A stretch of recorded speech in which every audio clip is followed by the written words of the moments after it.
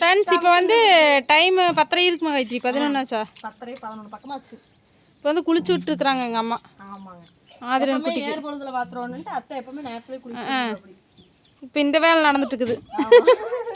பெரிய மனுஷர் குளிக்க அடுத்தது சமையல் வேலை நடக்க போகுது. ஆமா. குளிக்கிட்டுப்பா, வெயில் வேற வந்துருச்சு இன்னைக்கு. வெயில் தான் இப்போ காலையிலே அப்படியே உச்சி வெயிலாட்டம். வேற பக்கம் வச்சு குளிச்சிருக்கலாமா கம்முன்னு தென்னை மரத்துக்கிட்ட? தென்னை மரத்துக்கிட்ட வேண்டாங்க. இல்லை தென்னை மரத்துக்கு அடியில் இல்லை, நாம அன்னைக்கு குளிச்சோம்ல அந்த வேப்ப மரத்துக்கிட்ட, அந்த நிலம் இல்லை தள்ளி. அத்தை உட்காந்துருக்காங்க, அவனை மறைச்சிடுறாங்க. ஆனால் குடி நீ குளிச்சுட்றியா? அவங்க விட்டா குளிச்சுருவாங்க. உனக்கும் இப்படி தானே சாமி குளிச்சுட்டாங்க? சின்னதாக இருக்கும்போது எந்த குழந்தைகளுக்கு குளிச்சாலும் போய் உட்காந்துக்க வேண்டியது. நான் ஊற்றுறேன் அதை. ஐயோ ஆராதனா கல்ல வச்சோமா.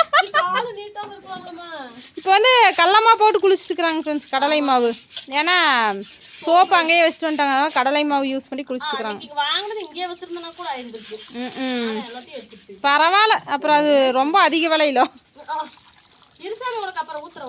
ஏதாவது 2 நாள் தான் இங்கே இருக்கிறீங்க, அதனால அதை போட்டு குளிச்சுக்கலாம். கொசு கடிச்சது எப்படி தெரியுது வார் பாவா?